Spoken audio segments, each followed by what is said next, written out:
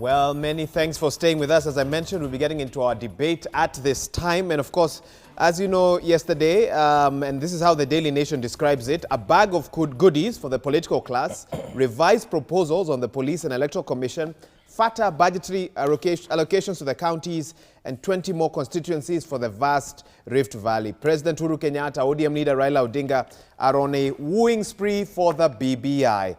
But is it all hanky-dory in paradise? That's how the Daily Nation sees it. And actually, that's where we'll begin. And let me introduce my guest once again. Joining me virtually is Gladys Boss, woman rep Uasin Gishu. Welcome to the program. We also have Kimani Wamatangi, the Senator, Kiambu County. Karibu sana, Senator. And here in studio, we have Edwin Sifuna, who's the Secretary General, ODM. And I want to start with you, Secretary, because of my three guests, I'm sure you are at the KICC. I believe I saw your picture there. And there's a question being asked on the front page of the Daily Nation, and that's where I want to begin. Was it a hasty retreat? Is it an attempt to dangle carrots? We saw changes in several things, including, for example, now the Senate will approve the Judiciary Ombudsman. The creation of the Kenya Police Council was removed. And I can go on and on and on. But let me get your view on what we saw in that Constitution Amendment Bill 2020. Good morning, Wahiga. I don't think that describing it as a retreat serves any meaningful purpose. For me... How would you describe it? You know, there were calls that people wanted to make improvements on the proposals that had been made. And then there were those who were saying they had other ideas that they wanted included in the bill. I am personally very humbled that the two leaders, the president and my party leader, were magnanimous enough to allow some of those views to be onboarded. Some of us were of the opinion that reopening a discussion that had taken us for 2 years, almost 2 years, was not something that we wanted to do.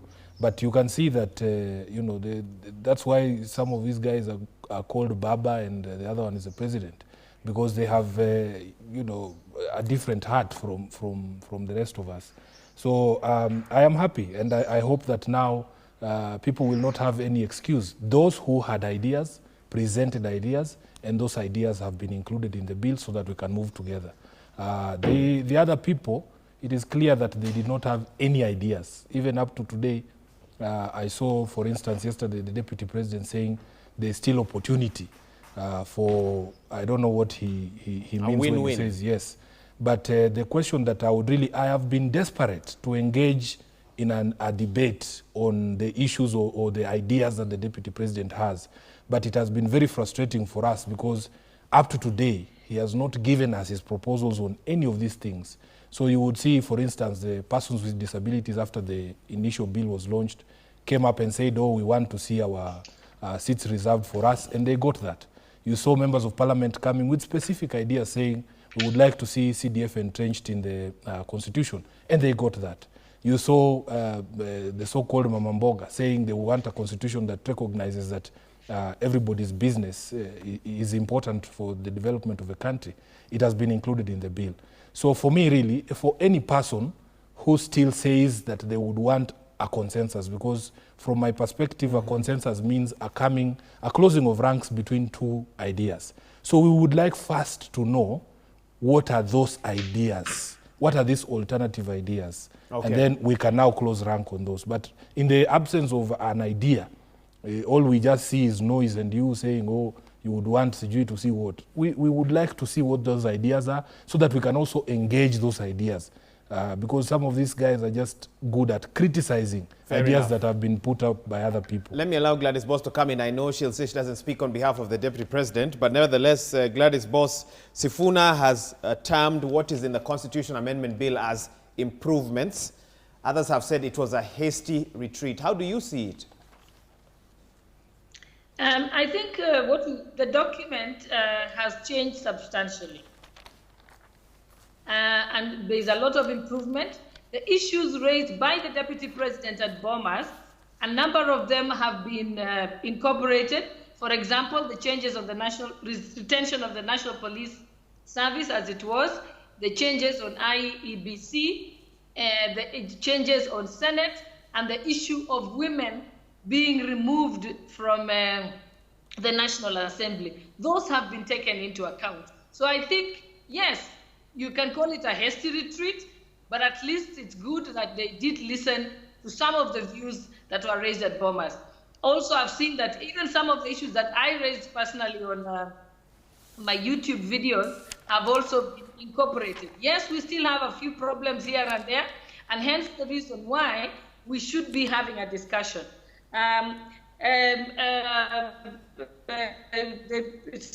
Audience Secretary General Sifuna has just said that they have never seen any proposals. Basically, I think he was indicating that the Deputy President has never presented his proposals. I think Kenyans have presented their proposals. Leaders and ordinary Kenyans alike have done so. But if he's saying that no proposals have been presented, those changes that they have now made in the latest BBI constitutional amendments, where did they get them from? Who approved those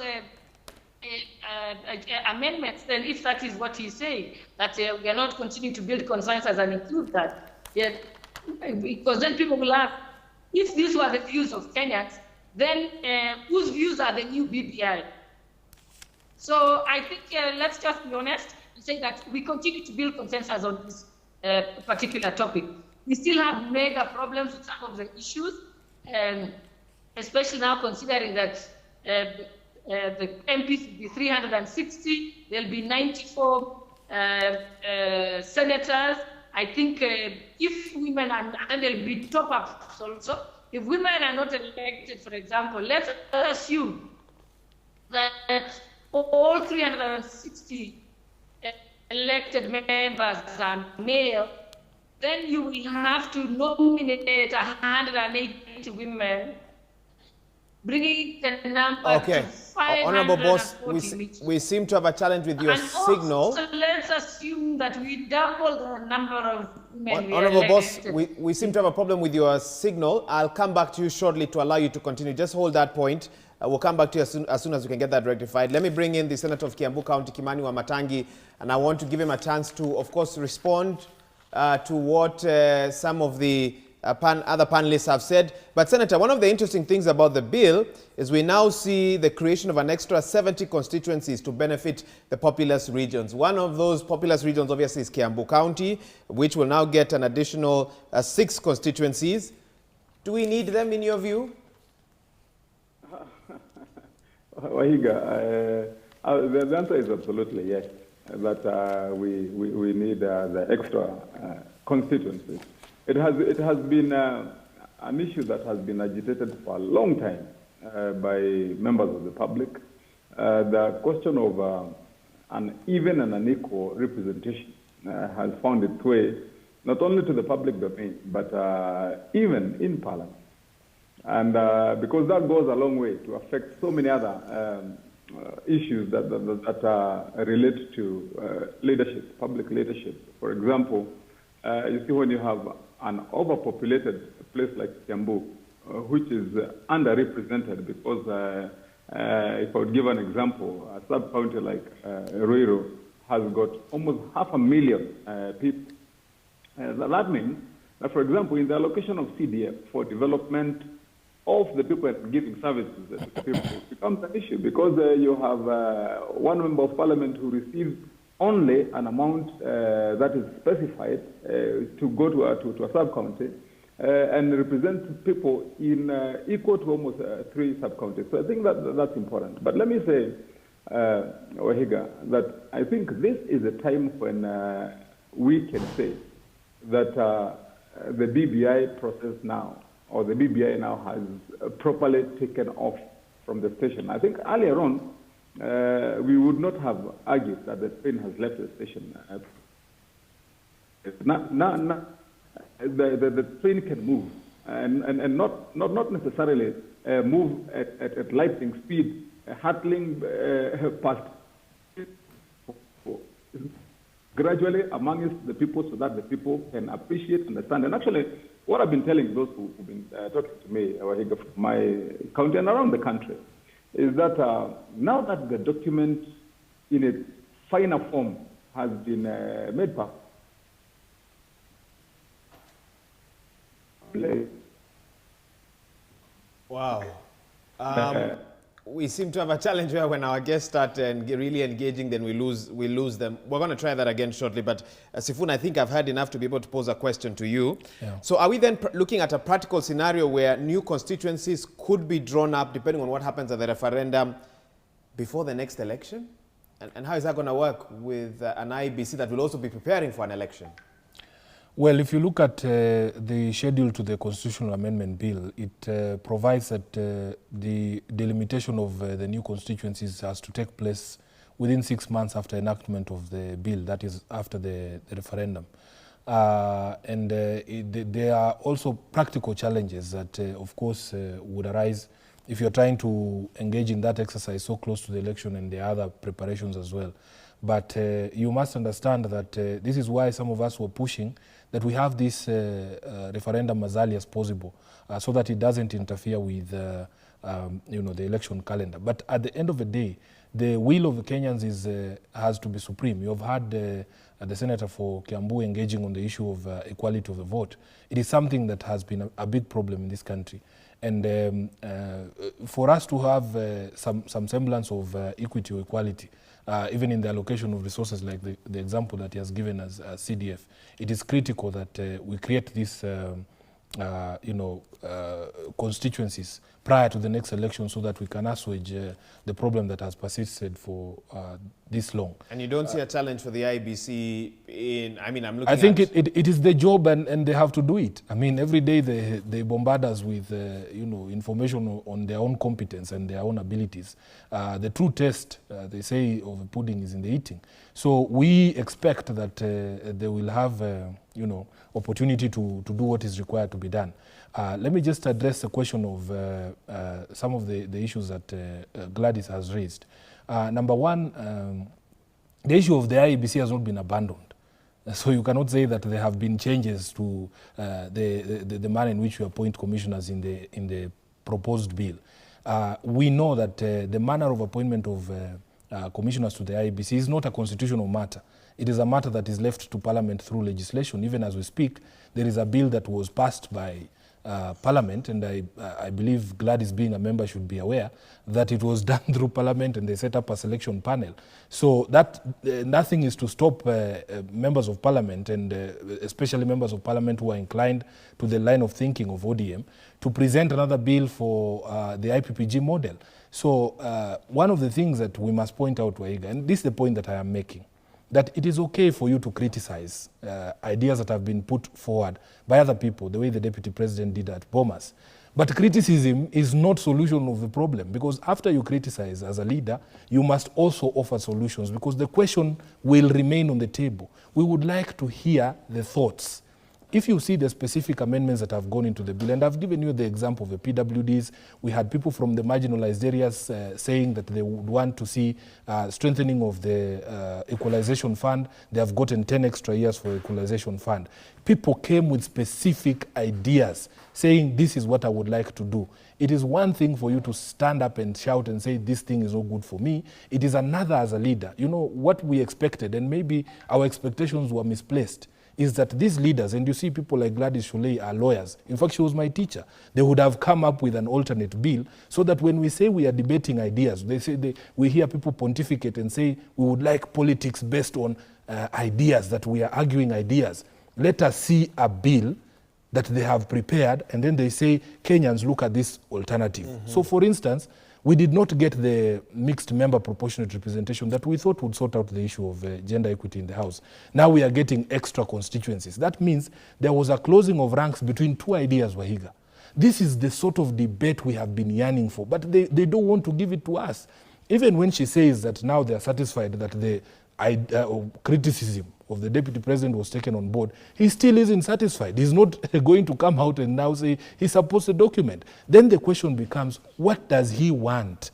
I am desperate to know what he wants, because that would help engage in a debate. And I'm pleading with his friends like maybe Gladys. If they can pry that information out for us, it will be better for us as a country, so that we debate those ideas. Yeah. So, meaning there's still room for consideration of more ideas? No, even if whether there is room or not, that is not the question. We would like to know what he wants. What is this one thing that if it happened, I saw somebody on Twitter yesterday saying that he would like Raila to entrench in the constitution that he will accept results of elections. I don't know if that is what he wants, So if that is the issue, we would like to onboard those ideas. And on the issue of gender, yes, briefly, because I want to try see if we can get Gladys Boss back on. There have been incentives that have been given for Kenyans to elect women, and there's also sanctions that have been put in place for political parties, especially if you don't elect the number of women that is required. It is going to be cost-effective for a Kenyan to vote for a woman in parliament, because if, for instance, at the first round of elections of the 360, we end up with 50-50 in the houses of parliament, we would not need to nominate any more women. Number two, if you look at the provisions on political parties funding, political parties will actually earn more money depending on if they elect more women on their tickets. There is an incentive there. Those political parties that receive, political party funding, a huge percentage of that money will be distributed on the basis of how many women you've been able to elect. There is also sanction, like if you present as ODM your list of all your aspirants and it does not comply with the gender principle, the IEBC rejects the list as a whole. So I believe personally that there is enough incentive both for the taxpayer and for political parties, and enough sanction for the political parties to ensure that at least when we go into the election, the first round, we will have enough women elected, and we will not see these numbers that are being bundled here in terms of the cost of maintaining parliament going up, which I believe is just scaremongering. Okay, Gladys Boss, I trust we now have a better connection with you. A few questions have been thrown your way. I hope you've been able to hear. I can give you a chance to respond to them, even as you tell us what your thoughts are about Uasin Gishu probably getting 3 new constituencies in that constitution bill.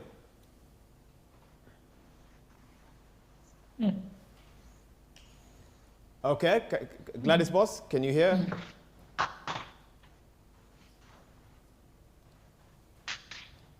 Honorable Boss, can you hear us? Okay, we seem to have an internet time. My goodness, the times we live in. Senator Matangi, can you hear me? Wahiga, I hear you, and I think we must admit we have a serious problem. I don't know, can you hear me? I can hear you now. Go ahead. And I think we cut you off last time. Feel free to finish your statement. Yeah. I was making a statement, and I think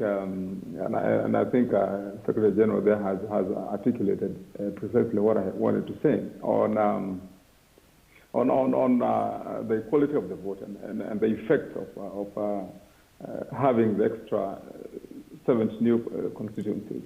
And I think within the proposed amendment, it goes further to talk about the need to ensure some sense of equality also on the per capita allocation for citizens within a county, whereby it's provided for that whatever allocation per capita is given to the highest receivers in any county would not be more than 3 times of any county that receives the least. I think that's precisely where we would be wanting to find a balance. Remember, within the Mount Kenya region, there was this big agitation on 1 man, 1 vote, 1 shilling, which I was the champion of for quite a long time. And I believe that if this discussion now takes that line and people appreciate that it is supported, at least we'll be getting closer to bridging that gap. Suddenly, because of the population and the amount that ordinarily goes to counties, it might not be fully possible to attain a flat cost in per capita allocation, but I think it's a step forward. Okay. Yes, Wahiga, am I still clear? You're still clear. Another question that's coming up is one of the other what we also see in the BBI constitution bill, or the Constitution Amendment Bill 2020, is now a president will appoint cabinet from members of parliament. I want to get your thoughts on this, because some are then concerned that MCAs and MPs will find it harder to oversight the executive if they can be appointed as ministers and CECs. It complicates that relationship between the executive and the legislative. Let me get your thoughts on that before I try and bring in Boss again. Yes, I think, Wahiga, that's one area that has got to be observed very, very carefully, so that especially the principle on separation of powers is still maintained. And I think with proper personal discipline and understanding of the roles assigned for one who has been appointed either as a cabinet minister or any other position, then I think that's what will get this boat sailing without a lot of problems. But Wahiga, the language used in the proposed amendment is that nominees, especially for the positions of cabinet, will come from the National Assembly. I was of the view earlier myself, and that's what I had stood for, that the language would have been better that they come from Parliament, because that would mean they would come from both houses of Parliament, that you can have senators who are able and capable also being appointed.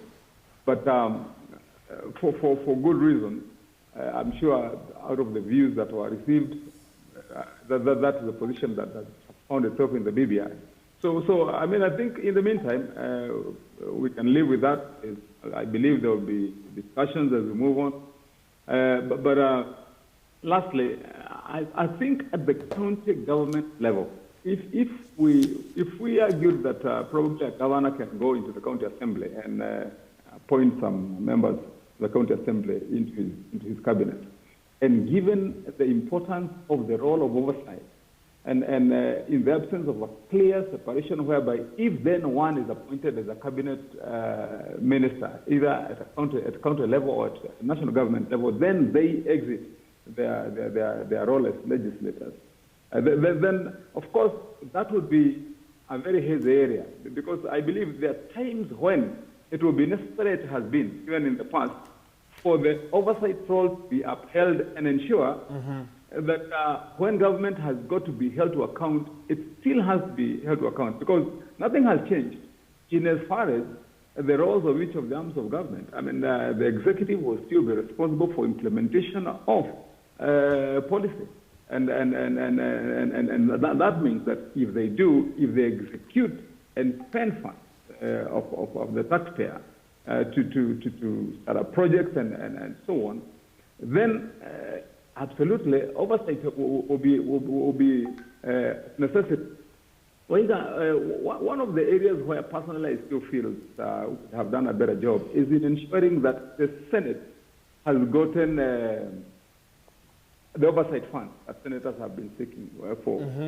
I believe because the thought was that if now we are giving county government 35% of our national revenue, that would mean, with the history that we've had where governors and other county officials have let down Kenyans by misappropriating funds, then it would be important to have senators with a more enhanced and more enabled environment whereby they're able to carry out that role. I believe the best way forward then would be for the Parliamentary Service Commission moving forward to have a look at how are they going to ensure then that there is an internal framework from within Parliament that would enable members of the Senate to carry out the necessary oversight role. Thank you, thank you, Senator. But by and large, I believe that yes.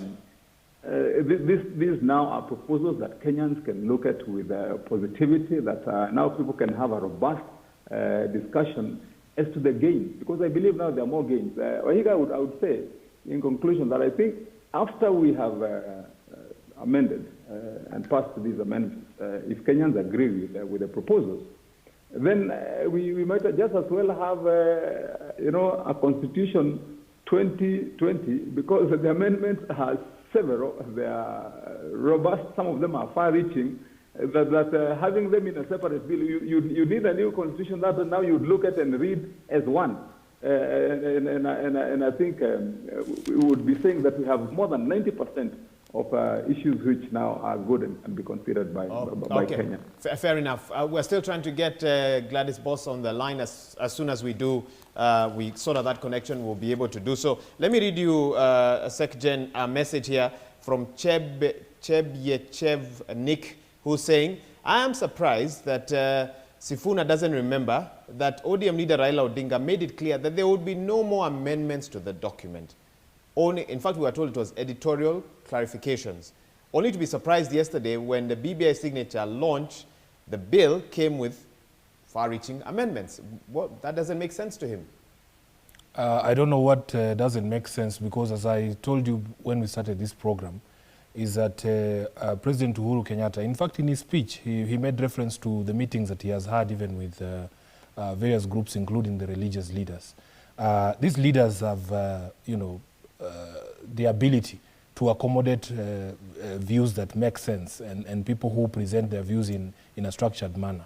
You have seen meetings that were held even between Raila and the leaders from the Asal region, the pastoralists, and you have seen, if you read the very first page of this bill, it actually recognizes enterprises such as agriculture, pastoralism, and the blue economy, which were things that the pastoralists were really pushing for. Even some of the difficulty you're having with your guests here, there's a proposal. there's a proposal there that the state shall support an infrastructure that supports. I don't know how serious to take you. That BBI no, it is here. This internet no, it is here. Challenge we're having this. Let me read it for you, Wahiga. An infrastructure that supports the digital economy.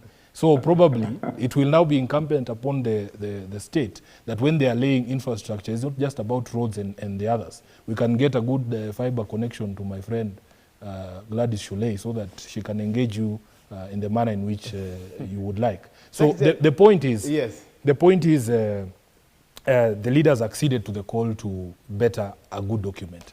And I think it is a sign of leadership that even for us, some of us, we are learning from them. I mean, our fear initially, Wahiga, was that people would take this opportunity to essentially delay and derail this particular process. And the fear was very well founded, because earlier on, from the start of this particular process, there have been people who have thrown all sorts of mud at it. They refused to participate in the collection of views.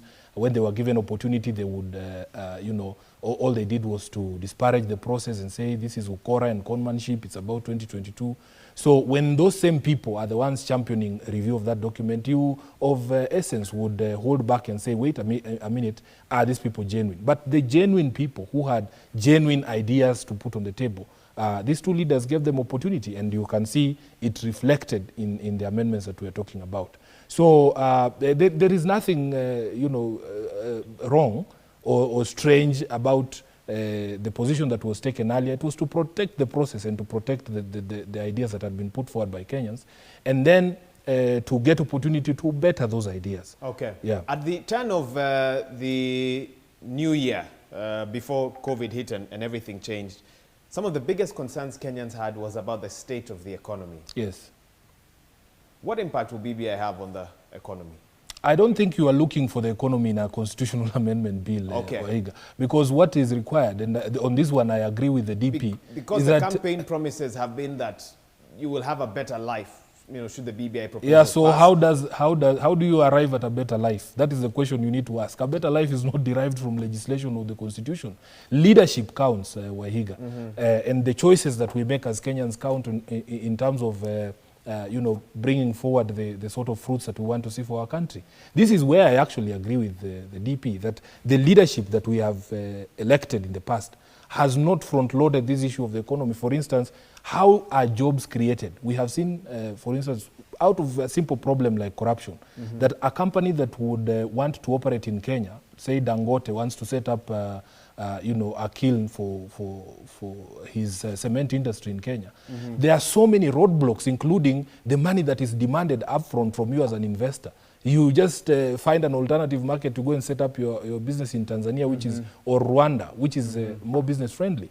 So it is these things that have prevented Kenyans from achieving the sort of economic prosperity that they look at. It is leadership Wahiga. It doesn't matter how beautiful a constitution you have. If you elect the wrong people into office who do not have the vision for the country, then you're always going to struggle. Let me then ask you this, because we do need to take a break. Because we know right now the kind of state our economy is in. Yes. It was in a tough spot before COVID. Yes. Has been ravaged by COVID. And even yesterday in this studio, UNCTAD Secretary Mukisa Kitui talked about the challenges that Kenyans will face moving forward. Why would you tell Kenyans to prioritize a process that you say will not necessarily do anything for the economy at a time when Kenyans are saying my issue is the economy? No, I didn't say that we prioritize. I don't think that Kenyans are saying that we can walk and chew gum, Wahiga Maura, because we are at the moment. It's not as if we have diverted our entire attention from the things that are important. For instance, the finance minister is still the finance minister and his ministry is there. It's not as if we have stopped them working and pulled all of them to collect signatures. No. We have a country, we have a government that should essentially continue doing what it is doing and let the politicians do what the politicians are doing. In fact, it has been a very unfair assault on politicians, because it is the only industry that Kenyans are demanding that it stop. You have not heard anybody saying citizens should shut down so that we focus on Citizen isn't funded by taxpayers' money. It's an example. It's an example. It's an example. Because even politics, other than the two political parties, is not funded by the taxpayer. But you are saying that politics should stop. It is the only industry that is being asked to stop. The others can continue. But it is something that we must acknowledge, that if we all followed the protocols that have been put in place, including what we are doing here, you are basically 10 meters away from me, we can be able to continue with our lives. And that is the point that we were making. Now, just lastly, it is not to say that... I do need to bring Gladys in, okay, and I'll only be able to do that after the break. Let's take that break. I'll give you a chance. Don't worry, Edwin will be coming back to you shortly. That's the discussion we're having. I'm seeing your tweets coming in using... hashtag Daybreak. Please keep sending them in. I'll also be checking your SMSs on 22422. We're getting deep into the BBI, the Constitution Amendment Bill 2020, what happened yesterday at the KICC, and the way forward for the country. Stay with us. We'll be right back.